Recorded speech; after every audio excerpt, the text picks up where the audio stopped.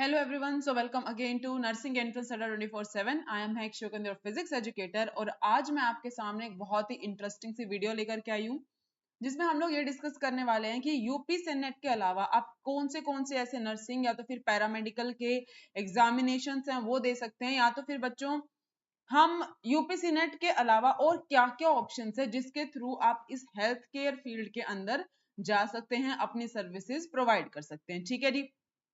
तो सबसे पहले तो हम यूपीसी नेट की बात कर लेते हैं। तो अगर किसी को नहीं पता है तो यूपीसी नेट आपका एक नर्सिंग का कोर्स होता है। Basically it is an entrance examination. क्या है बच्चों, ये आपके पास एक एंट्रेंस एग्जामिनेशन है। ये एंट्रेंस एग्जामिनेशन आपका नर्सिंग में एडमिशन के लिए लिया जाता है।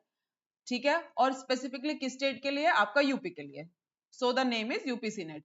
तो ये आपका नर्सिंग, अगर आप चाहते हैं कि आपको यूपी के एक बहुत ही रेप्यूटेटिव से कॉलेज से आपको नर्सिंग करनी है तो आपको ये एंट्रेंस एग्जाम देना पड़ता है। इस एग्जाम में अगर आपके अच्छे मार्क्स आते हैं तो आपको केजीएमयू जैसे बहुत अच्छे अच्छे कॉलेजेस से नर्सिंग करने का मौका मिलता है। ये जो आपका नर्सिंग का कोर्स होता है ये 4 साल का आपके पास कोर्स रहता है। और आपका, अगर मैं एग्जाम की बात करूं तो आपका जो एग्जाम पैटर्न रहेगा वो आपके पास एक एमसीक्यू बेस्ड पेपर आता है जो कि आपका ऑफलाइन मोड में होगा। ठीक है जी। हम सबको ये बात लगभग लगभग पता है क्योंकि हम जो हैं, आप सब बच्चे जो हैं इसकी प्रिपरेशन कर रहे हैं और नर्सिंग एंट्रेंस अड्डा जो है आपकी यहाँ इस एग्जामिनेशन के लिए प्रिपरेशन करवाता है। हमने बहुत बार डिस्कशन किया कि यूपी सीनेट के आप लोगों के कैसे आपका एग्जाम आएगा, किस तरीके से आपकी नेगेटिव मार्किंग होती है नहीं होती, बाइलिंगुअल आते, किस तरीके का पेपर आते हैं, ये सारी इन्फॉर्मेशन आप लोगों के पास है बच्चों। अब अगर यूपीसी नेट आपका मान लीजिए, फर्ज कीजिए नहीं हुआ, तो आपके पास ऐसे क्या अदर ऑप्शंस हैं जिनके थ्रू आपका ईयर वेस्ट ना हो और आप जो है अपना नर्सिंग या तो फिर हेल्थ केयर सर्विसेज में अपने जो स्टडीज हैं वो कंटिन्यू कर पाए। तो उसके लिए मैं आपको बहुत सारे ऑप्शंस आज बताने जा रही हूँ। तो let's get started with the video. तो सबसे पहला जो आपके पास ऑप्शन आएगा बच्चों वो है आपके पास, आप एक और एंट्रेंस एग्जामिनेशन दे सकते हैं जिसका नाम है यूपी सीपीईटी। अब ये क्या चीज है?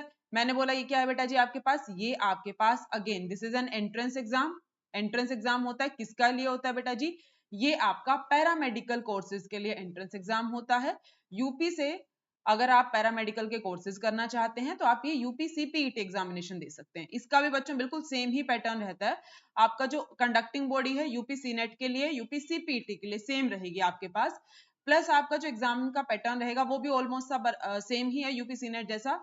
आपके पास क्या आएगा जी? ऑफलाइन मोड में आपका एग्जामिनेशन होता है, एमसीक्यू बेस्ड आपका ये पेपर होने वाला है। अगेन इसके अंदर there is no negative marking, bilingual paper ये आपके पास आता है। अब बात यहाँ पर क्या आ जाती है कि कौन कौन दे सकते हैं? बच्चों यहाँ पर कोई जेंडर डिस्क्रिमिनेशन नहीं है। यहाँ पर लड़के प्लस लड़कियां यानी कि boys and girls both are eligible to give this examination. Plus paramedical के there are number of courses जिसमें आप एडमिशन ले सकते हैं। ठीक है जी। तो अगर आप लोगों को मान लीजिए यूपी सीनेट आप लोगों का नहीं हो पाता है तो आप यूपी सीपीटी को भी अपना जो है सेकंड ऑप्शन कंसीडर करके चल सकते हैं। उसके अलावा अगर तुमको एक बहुत ही अच्छे से जो प्रेस्टिजियस इंस्टीट्यूट से, इंडिया का one of the prestigious institute आपके पास आता है जिसका क्या नाम है? एम्स। अगर तुम एम्स से नर्सिंग या पैरामेडिकल करना चाहते हो तो इसके लिए भी आपका एंट्रेंस एग्जामिनेशन होता है। नर्सिंग का भी होगा बच्चों, पैरामेडिकल का भी होगा। और ये जो हमने यूपी सीनेट की बात करी है, यूपी सीपीटी की बात करी है, एम्स नर्सिंग एंड पैरामेडिकल की हम यहाँ पर बात करने जा रहे हैं। आप ये सारे एग्जाम का जो आपके पास टाइमिंग रहेगा ना बेटा जी, ये आपके पास मई टू जून के बीच में आपका जो पेपर है वो हो जाता है। इस बार थोड़ा सा पैरामेडिकल का पेपर लेट हो गया था, बट मई से जून के बीच में आपके सबके एग्जामिनेशन हो जाते हैं। ठीक है। अब थोड़ा सा एम्स नर्सिंग एंड पैरामेडिकल के बारे में बात कर लेते हैं। क्या है भाई, अब तुमको समझ में आ गया कि एम्स है तो ऑब्वियसली एम्स से अगर अगर आप इस एंट्रेंस एग्जाम को क्लियर करोगे तो आपको एम्स से नर्सिंग या तो फिर पैरामेडिकल जैसे कोर्सेज करने का मौका मिलेगा। और तुम्हें पता है कि एम्स बहुत ही रेप्यूटेटेड इंस्टीट्यूट है। अगर आप यहाँ से नर्सिंग या पैरामेडिकल के कोर्सेज करते हैं ना तो आपकी जो जॉब है, प्लेसमेंट है, वो भी आपको मिलने के बहुत ज्यादा चांसेस होते हैं। अब इसके एग्जाम में क्या आता है बेटा? अच्छा देखो, एम्स नर्सिंग का जो पेपर है वो सिर्फ गर्ल्स दे सकती हैं, लेकिन एम्स पैरामेडिकल का जो पेपर होता है बेटा जी वो आपके पास बोथ बॉयज एंड गर्ल्स दोनों ही दे पाएंगे। ठीक है। तो यहाँ पर नर्सिंग में थोड़ा सा है कि यहाँ पर सिर्फ लड़कियां ही दे पाएंगी। अगर हम पेपर पैटर्न की बात करें बेटा जी, तो अगर एम्स नर्सिंग की अगर आप बात करोगे तो यहाँ पर आपको देखिए 90 क्वेश्चन यहाँ पर आपको देखने को मिलते हैं। ठीक है। सॉरी, इसका नर्सिंग की अगर बात करते हैं तो बेटा यहाँ पर आपके पास 100 क्वेश्चन आते हैं। 100 में से देखो आपके पास कैसे होता है 30 फिजिक्स के, 30 बायोलॉजी के एंड 30 केमिस्ट्री के आपको देखने को मिलेंगे, प्लस 10 नंबर बच्चों आपके पास जीके के भी होते हैं, ठीक है। और वहीं पर अगर मैं पैरामेडिकल की बात करूं, ये किसकी बात होगी बेटा जी, नर्सिंग की। और वहीं पर अगर हम पैरामेडिकल की बात करते हैं, यहां पर आपको 90 क्वेश्चंस देखने को मिलेंगे।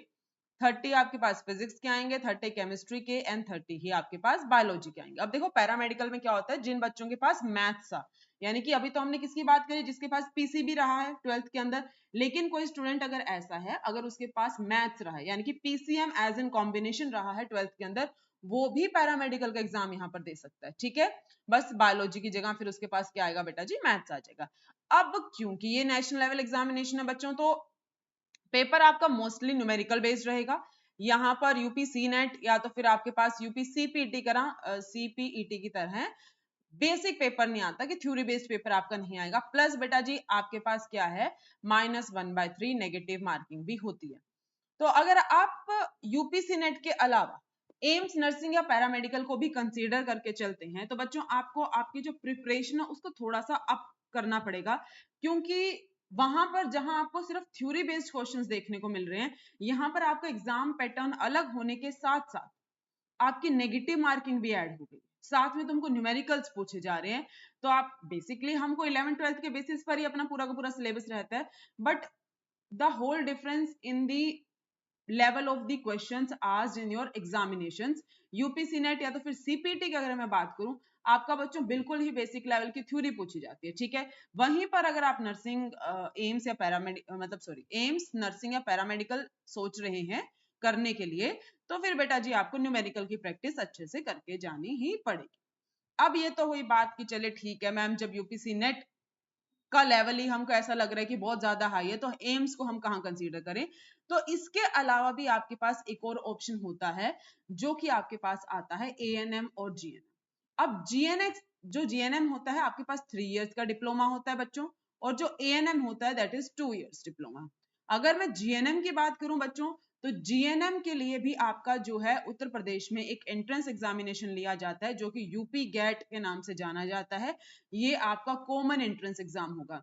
यहाँ पर हर वो बच्चा जो 12th क्लास पास आउट कर चुका है विद इंग्लिश, प्लस में क्या होना चाहिए, आपके पास इंग्लिश होना चाहिए, साथ में टोटल मार्क्स आपके पास 40% बने हो तो आप इस पेपर को दे पाएंगे।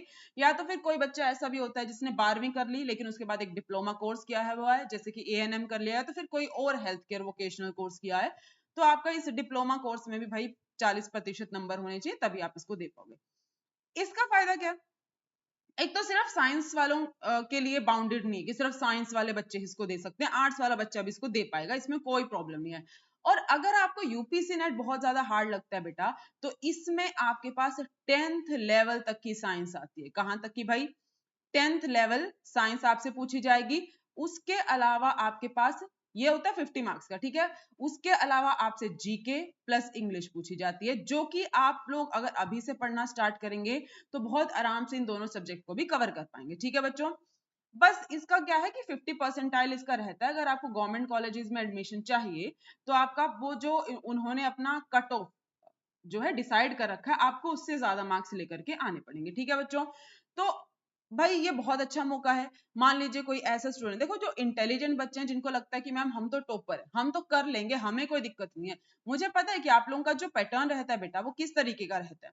कहाँ से शुरू करते हैं हम, सबसे पहले हम नीट की तैयारी शुरू करते हैं, उसके बाद हम कहाँ पर आ जाते हैं भाई, उसके बाद हम नर्सिंग को कंसीडर करना शुरू करते हैं।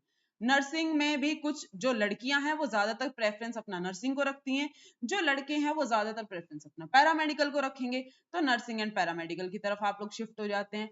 प्लस इस नर्सिंग एंड पैरामेडिकल में भी बहुत सारे बच्चे ऐसे होते हैं जो अपना स्टेट का जो एग्जामिनेशन है उसको प्रेफर करके चलते हैं। क्यों, क्योंकि स्टेट का जो एग्जामिनेशन होता है बच्चों वो बहुत ही ज्यादा इजी आता है एज कंपेयर टू आपका नेशनल लेवल नर्सिंग एग्जामिनेशन, जैसे कि आपका एम्स। लेकिन कुछ बच्चे ऐसे होते हैं जिनका मन होता है कि मैम हमको तो बहुत ही अच्छे मतलब एम्स का टैग चाहिए मुझे, तो वो बच्चे एम्स के लिए भी तैयारी करते हैं भाई।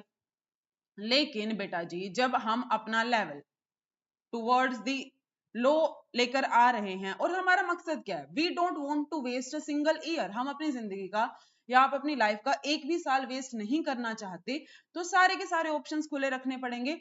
इसके अलावा अब नीट नहीं हुआ कोई बात नहीं, एम्स और नर्सिंग की तैयारी करो, बहुत अच्छी बात है, तो why not prepare for GNM as well, because GNM की अगर मैं बात करूं इस साल बहुत सारी आपके पास वैकेंसीज आई हैं, अलग अलग स्टेट में वैकेंसीज आई हैं, आप लोग खुद से जाके क्रॉस चेक कर सकते हैं और हेल्थ केयर फील्ड में ही आपको काम करने का मौका मिलेगा, तो आप जीएनएम को भी इस यहाँ पर कंसीडर करके चल सकते हैं। अब मान लीजिए आप लोग अपना जो गोल है वो सेट कर लेते हैं कि हमको जीएनएम की प्रिपरेशन करनी है और हम तो भाई 2026 में यूपी कैट का एग्जामिनेशन देने वाले हैं, तो आप कैसे करेंगे? तो देखो बेटा, एक तो ये तरीका होता है कि आप यूट्यूब से सेल्फ स्टडी कर सकते हैं, आपकी अड्डा 24/7 जो है वाईटी पर इसकी फ्री क्लासेस भी चला रहा है। अगर आपको एक स्ट्रक्चर्ड और डिसिप्लिन तरीके से जीएनएम करना है तो आपके लिए बच्चों एक उड़ान बैच लॉन्च किया गया है जो कि 10 सितंबर यानी कि कल से स्टार्ट होने जा रहा है। तो आप सभी बच्चे जाइए फटाफट इस बैच में एनरोल कर लीजिए। अब बैच में एनरोल करने का क्या तरीका है वो मैं आपको थोड़ा सा बता देती हूँ। देखिए, बैच में कैसे एनरोल करते हैं उसके बारे में बात करने से पहले let me give you an idea कि किस तरीके से आपका यहाँ पर पढ़ाई करवाई जाएगी।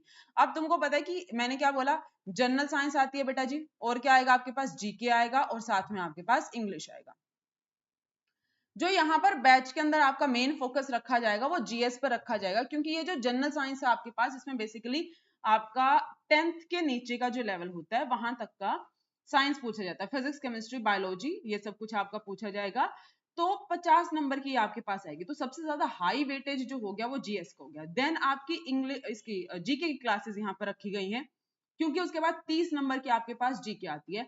और अगर मैं आपकी बात करूं, चलो एक बार के लिए अगर आप साइंस के स्टूडेंट्स हैं तो आप जीएस कर लेंगे, अगर आप जीके के सॉरी आर्ट्स वगैरह से बिलोंग करते हैं तो आप जीके भी बहुत अच्छे से कर लेंगे।